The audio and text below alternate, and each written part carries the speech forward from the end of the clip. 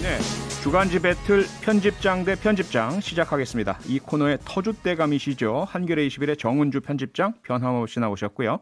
시사인의 김연희 기자를 대신해서 오늘은 진실규명 프로젝트 셜록의 이명선 기자가 나와 있습니다. 두 분 안녕하세요. 네, 안녕하세요. 안녕하세요. 셜록 네. 이명선입니다. 예. 네. 정은주 편집장님, 우리 셜록 이명선 기자 보신 적 있으세요? 아니요, 직접 처음- 본 거는 처음이에요. 네, 저도 네. 처음 뵀습니다. 네. 예.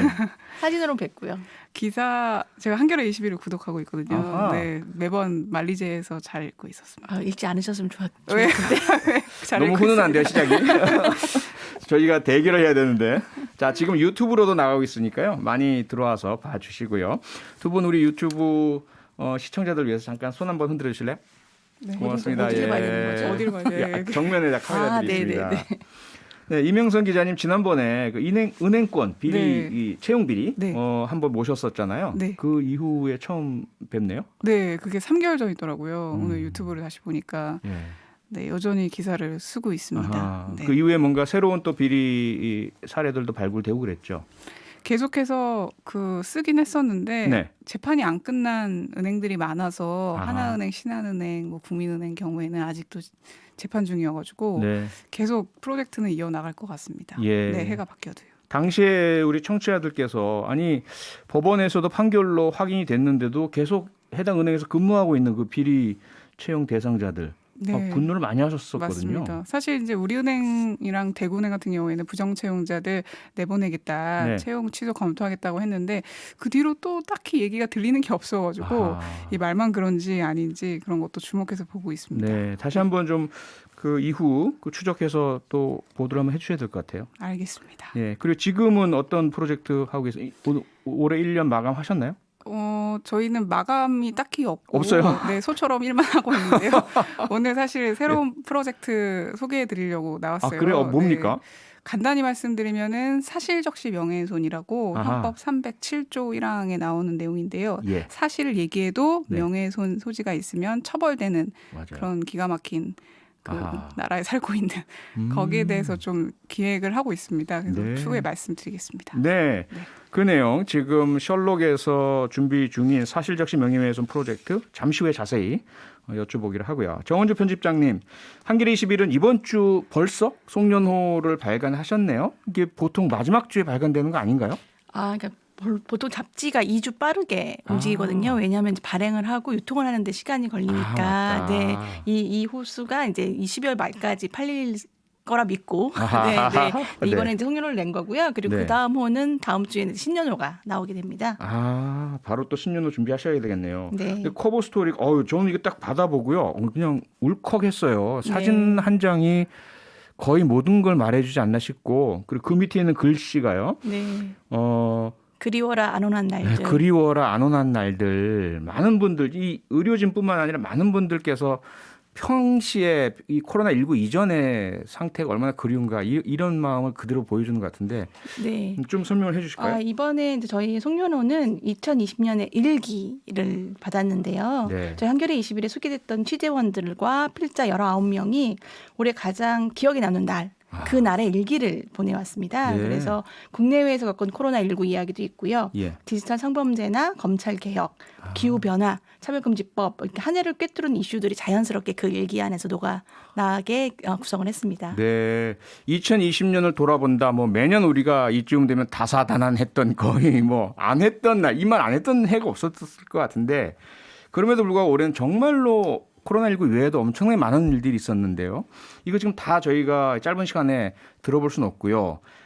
사전에 그래 제작진이 여쭤봤잖아요. 가장 그래도 그 인상 깊었던 두 가지만 뽑아달라 했더니 제일 먼저 말씀하신 게 코로나19 확진자 가족의 얘기였다면서요? 네, 코로나 확진자가 지금 5만 명이 넘었죠. 네. 근데도 사실은 그 확진자 가족들의 이야기는 사실 그렇게 많이 나오지도 않고 있는데요. 맞아요. 예. 그게 아무래도 그게 이제 낙인 효과가 있어서 언론에서 취재하기도 어렵고 또 스스로가 이야기도 하기도 참 어려운 부분이 있는 것 같아요. 근데 네.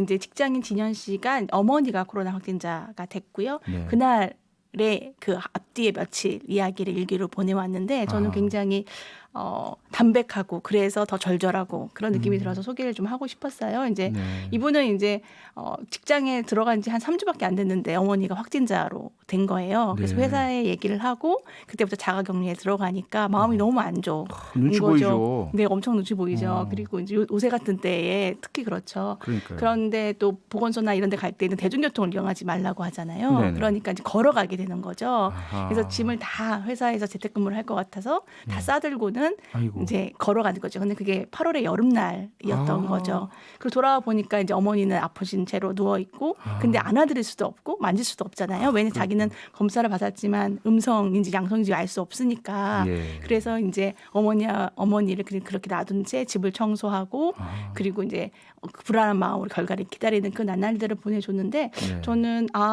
코로나 확진을 받으면 본인도 그렇고 가족들도 이런 마음이 들겠구나 이런 생각이 들었고요. 최근에도 이제 집에서 대기하다가 사망하는 사람들 발생하잖아요. 맞아요. 근데 오늘도요. 예. 이때 8월에도 그랬더라고요. 사망은 아니시지만 이분도 확진자가 며칠에 거쳐서 집에 머물러 있었고 예. 또 한 번은 이제 가도 된다. 그래서 이제 생활치료센터에 갔더니 네.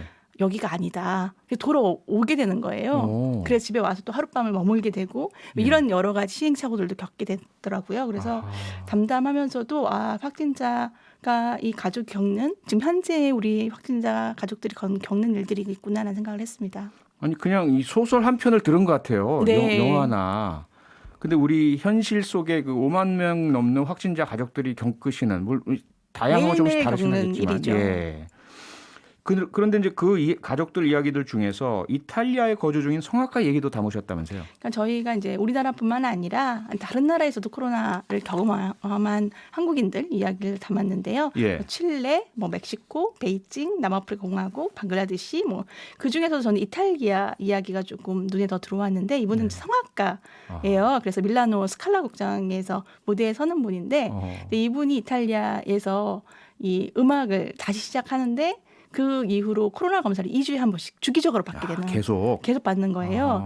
그런데 단원 중에서 확진자가 너무 많이 나오니까 예. 자가격리 조치가 된 거죠. 근데 계속 자기는 음성이 나오는데 알고 보니까 내가 후각을 잃었던 적이 있더라. 그래서 나의 항체가 굉장히 높아졌더라. 그러니까 나도 모르게 코로나가 내 곁을 지나간 것 같다. 이런 글을 보내오셨어요. 네. 뭐 그런 여러 가지 사연들을 취재하셨는데 역으로 그러면 정은주 편집장님 개인은 과연 코로나19로부터 어떤 영향을 받으신 것 같으세요? 한번 돌아보셨어요, 본인은? 줌 회의를 이제 대면으로 못하고 예, 기자들을 그래서 직접 쪼지 못하고 그런 불편함이 좀 있었고요. 예. 사실은 저희 직업이 사람 만나는 맞아요. 일이잖아요. 예. 근데 사람 만나는 약속을 하는 게 너무 부담스러운 거죠, 서로가. 예. 그래서 사실은 가까운 취재원들하고도 사실은 만난 지가 꽤 오래된 것 같아요. 네. 그래서 사실은 저는 발로 뛰고 현장 기사 굉장히 중요하게 여기는 사람인데 예. 올 1년은 좀 그런 걸 많이 못해본 것 같습니다. 거의 근데요, 제가 이렇게 계속 만나서 말씀을 들어보면 정은주 편집장님은 사생활이 없는 분 같아요. 모든 얘기가 그냥 일 얘기밖에 없어요. 코로나19로부터 영향을 제가 사실 듣고 싶었던 거는 본인의 개인적인 삶에서인데 진짜요? 그냥 다 일에 대한 것들로만 가득 차게 해서 사생활이 있긴 있으세요? 그러게요. 물어봐야겠는데요. 저희 사생활에 대하여. 다음에 한번 별도 네. 시간을 가져야 될 것 같고요. 정은주 편집장의 사생활을 한번. 네. 이명성 기자는 어떠세요? 저희 셜록이 딱히 사무실이 없어가지고 예. 이번에 그 카페까지 출입을 못하면서 처음으로 요즘에 사무실을 구하고 있습니다. 그러니까 가끔 모여서 회의를 해야 되는데 줌으로 하지만 네. 대화를 해야 될 때가 있더라고요. 그렇죠. 그래서 일주일에 한 번 모일 장소가 딱히 없어서 예. 일할 장소도 없고 그래서 요즘에 처음으로 본의 아니게 회사 그 사무실을 가질 것 같습니다. 아하, 어쩔 수 없이 네. 코로나19 때문에 네, 일을 요즘에 하려니까. 공유 오피스 이런 거 많이 있더라고요. 아하. 그 사무실이 없는 그 새로운 방식의 이게 기동력 있는 그런 셜록의 특성이 코로나19에서는 완전히 위기를 맞았네요. 그렇습니다. 그리고 정은주 편집장님 한겨레 20일 커버 스토리에 해고 노동자들 얘기도 들어있다면서요? 네, 인천공항 비정규직 노동자 이야기 있는데요. 아하. 그날 해고가 돼서 그 인천공항을 떠나는 날에 네. 일기입니다. 그 일기 시작은 오늘이 오지 않기를 간절히 바랬다라는 문장으로 시작이 되는데요. 예. 이제 결국은 자기가 꿈에 그리던 인천공항에서 네. 결국 정규직이 되지 못했고 이제 지금 현재는 가구 설치 일을 하다가 지금은 이제 자동차 정비를 하는 노동자가 그날의 슬픔, 예. 아쉬움에 대해 썼습니다. 아하. 사실 뭐 인천공항 해고 노동자 글이지만 뭐 비정규직 대부분 업종에서 그런 문제들이 계속 발생하는 것 같고요. 특히 공연직이라든지 이런 분들은 계속 투잡, 쓰리잡 뛰시면서 배달일, 대리기사 일 하시면서 풀리기를 기다리지만 안 풀리는 이런 이야기들 계속 저희가 듣거든요. 그렇죠. 참 너무 아픈 상황인 것 같아요. 우리 모두에게. 부디 코로나19가 빨리 좀 극복이 되고 수많은 노동자분들 또 가족분들에게 좀 안정이 찾아지기를 기원하면서 한겨레 20일 커버 스토리는 여기까지 듣고요. 셜록의 서론 프로젝트 앞서 말씀 주셨는데 사실적시 명예훼손죄 헌법소원 프로젝트 이 프로젝트 소개 좀 해주시죠 먼저. 네. 그 사실적시 명예훼손죄에 대해서 먼저 말씀드리면 예. 사실을 얘기해도 명예훼손 소지가 있으면 처벌받는 거잖아요. 그렇죠. 형법 307조에 있고 그다음에 출판물에 의해서 만약에 사실 적시했을 경우에는 뭐 309조에 따라서 조금 더 높은 형량이 가중처벌. 적용되기도 하고 그다음에 인터넷에도 마찬가지고요. 예. 그게 이제 크게 문제가 됐던 게 미투 때였어요. 예. 그래서 성폭력 피해자들이 피해 사실을 얘기하고 가해자를 이렇게 적시했을 때 네. 가해자가 오히려 역고소하는 거죠. 그렇죠. 저 사람이 나를 명예훼손했다. 그래서 실제로 그 당시에 피해 사례를 좀 듣고 피해자들이 섣불리 인터뷰에 응하지 않았었거든요. 약간 두려운 것도 있었습니다. 다시 예. 처벌될까 봐. 네. 그래서 이걸 그냥 헌법소원 해보자. 그게 2년 반 전입니다. 그래서 2년 반 전에 그 사단법인 두루에 있는 변호사님들이랑 계속 헌법소원 얘기를 했었어요. 네. 그래서 한 달 전쯤에 헌법소원을 직접 했고요. 그래서 저를 비롯해서 그 배드파더스도 예. 있었잖아요. 네. 신상을 공개해서 문제가 됐었는데 그분들을 비롯한 여러분들이 헌법소원을 해서 지금 심리가 이루어지는 것으로 알고 있고요. 배드파더즈는 무죄 판결 받았었잖아요. 네네. 네. 그래서 역시나 이 법 때문에 우리가 처벌될지도 모르는 위험 그리고 고초를 수사는 겪었죠. 받으니까 맞아요. 그거 예. 자체도 어쨌든 피해라고 보고 아하. 이 법이 위헌이다 이렇게 소송을 했습니다. 네. 오늘 오후에 기사가 처음 나왔던데요. 앞서 말씀해 주신 그런 사례들 이외에 또 다른 사례 혹은 그 중에서도 소개해 주실 만한 사례 있나요? 일례로 가장 많은 거는 저희가 예. 찾아보니까 의외로 병원으로부터 사실적시 명예훼손 고소당한 사례가 많더라고요. 의료사고 관련된? 네, 의료사고요. 아하, 그래서 예. 의료사고 사실을 뭐 1인 시위라든가 인터넷 네. 통해서 이제 공개를 하면은 그쪽에서 명예훼손으로 고소를 하고 실제로 처벌된 사례가 되게 많았고요. 거의 다 벌금형이었습니다. 뭐 100만 원 언저리였고 200만 원 넘는 경우는 많지 않았습니다. 예. 그리고 황당했던 거는 그 옆집 남자가 그 무단으로 담을 넘고 와서 목욕을 했던 거예요. 그래서 이제 황당하잖아요. 예, 예. 그래서 이제 경찰에 신고를 하고 어쨌든 문제가 됐었는데 네. 그 얘기가 이웃에 흘러 들어간 거죠. 너무 황당하다. 어떻게 남의 집에 넘어와서 빨개 벗고 예. 목욕을 하냐. 어허. 그래서 그 얘기를 했더니만 이제 옆집 남자분께서 사실적시 명예훼손을 고소를 했고 역시 그 문제가 됐는데 그래서 본인이 너무 억울하다 어디 보니까 올린 것도 아니고 네, 그냥 다른 이웃집에 이웃한테 얘기한 거 거예요. 가지고? 네, 그 세탁소에 가가지고 예. 저 아저씨 되게 이상한 사람이라고 어허. 얘기했었는데 이제 본인이 너무 억울해서 선고유예가 나왔는데요. 이제 예. 항소를 하고 지금 진행 중입니다. 그래서 항소심이? 그런 얘기. 사실 이제 오늘 1화로 공개한 거는 그 광주에 있는 명진고 얘기였는데 네. 거기에 있는 이사장이 지금 현재 교사로 있는 딸을 의대 불법 편입시키기 위해서 44억 원을 썼던 적이 있어요. 그래서 그게 굉장히 크게 보도가 됐었던 적이 있습니다. 예. 아니 의대 보내는데 44억 필요한가? 뭐 이런 식으로 해서 이제 보도가 됐었는데 네. 그래서 교육자가 이런 일을 벌였다는 게 좀 상식적으로 말이 안 돼서 그렇죠. 그거를 우연히 알게 된 사람이 그 학교 교사한테 얘기를 한 거죠. 사실 그 기사의 주인공이 누군지 아냐? 너네 학교 이사장이다. 이렇게 얘기했는데 이제 이사장이 버럭하고 예. 고소를 한 거죠. 근데 어허. 그거는 이유는 모르겠지만 250만 원의 벌금형이 나왔고요. 2심에서도 마찬가지로 나왔습니다. 근데 어허. 2심에서는 그 한 20년 전 대법원 판례를 얘기를 하면서 누구나 알려진 얘기더라도 처벌될 수 있다. 어허. 이런 내용의 이제 판례를 적용하면서 명예를 훼손했다. 그 이렇게 심지어 언론에 얘기했습니다. 보도된 내용이라도 네. 별도로 얘기하면 처벌될 수 있다 이 얘기예요. 네. 그래서 이제 본의 아니게 저희가 막 기사를 막 내려고 했을 때 조두순이 나왔었어요. 예. 그래서 그러면 조두순이 나왔을 때 누군가 이제 뭐 사실을 적시해서 이 사람이 조두순이다 이렇게 얘기하게 되면은 어떻게 될까라는 상상해 보면 예. 이 교수님한테도 물어봐도 충분히 사실적시 명예훼손으로 처벌될 수 있다는 거예요. 지금 저희가 봤던 사례로 봐도 사실 이제 처벌을 피할 수 있는 방법은 공익적인 목적이다라는 걸 증명하면 됩니다. 그렇죠. 그래서 이제 제가 뭐 명예훼손으로 고소당되면 항상 그걸 증명하거든요. 이 공익적인 목적이다. 공익적인 목적이다. 예. 공익적인 목적이면은 그 사실 이제 피해 나갈 수 있는데 이 일반인 같은 경우에는 사실 그러지 못하잖아요. 내가 성폭행 피해를 당했다는 거를 누군가한테 얘기했다. 아니면은 가해자 주변 사람한테 얘기했다. 이게 이제 공익적인 목적이라는 게 잘 받아들여지지 않기 때문에 예. 이런 처벌 사례가 반복되고 있다는 거. 아하. 그런 거를 기사화할 예정이고 몇 개 네. 기사화했습니다. 예. 정원재 편집장님 뭐 한겨레 21에서도 사실적시 명예훼손은 다룬 적이 있으실 테고요. 공익적 목적 언론은 대부분 공익적 목적이라는 게 인정되니까 사실적시 명예훼손 소송 당할 일은 그렇게 많지 않으셨을 것 같은데 그런 사례가 있습니까?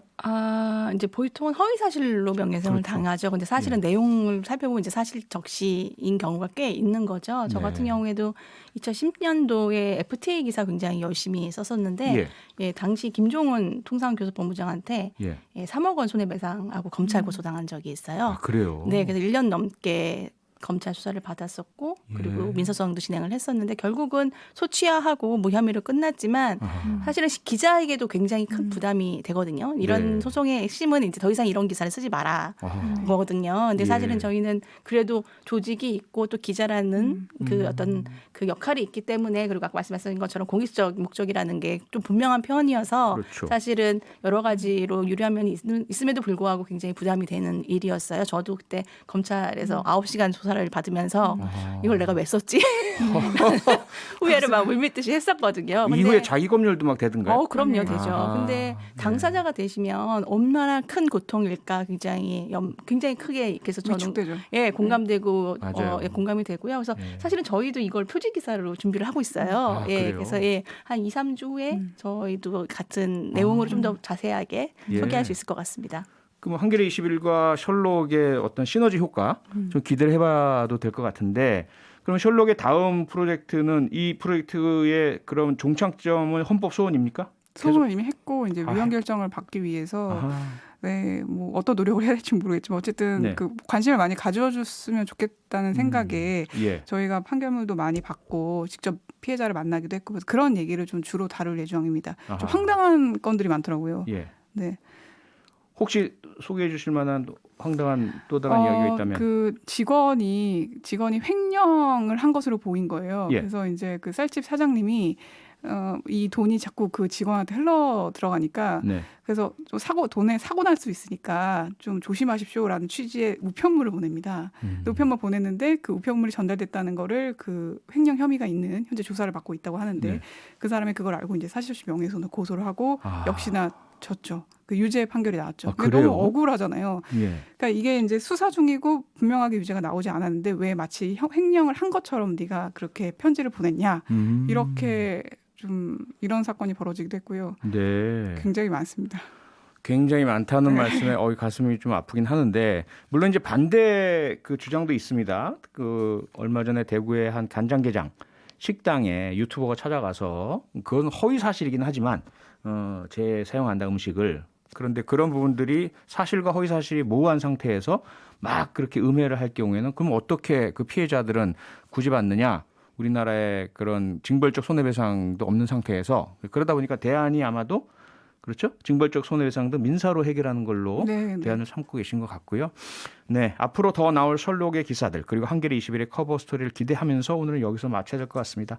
편집장 대 편집장 오늘 소개해 주신 한겨레 21의 정은주 편집장 셜록의 이명선 기자 두 분 고맙습니다. 네, 감사합니다. 평일 저녁 6시 5분에 여러분을 찾아갑니다. MBC 라디오 표창원의 뉴스 하이킥.